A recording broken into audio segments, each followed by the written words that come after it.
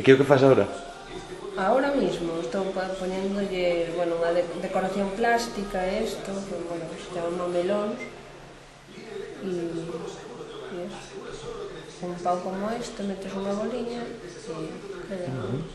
E son reproduccións fieles do... No, vamos a ver, as que están alá sí que son reproducción, o que serían as réplicas, non?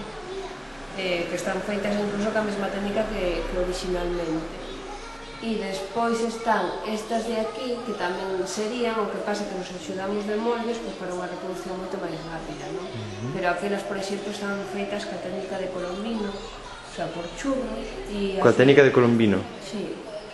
Iso que? Esos son, que sería por churros, non? Entonces vas montando os churros unhos encima de outros, non? Axudados de unha torneta, así, e entonces axudámonos de perfiles, así como isto, non? E entonces vamos colocando os churros e cosendo, unindo, hasta conseguir a forma que queremos, non? Pois estas de aquí, pois sí, que son...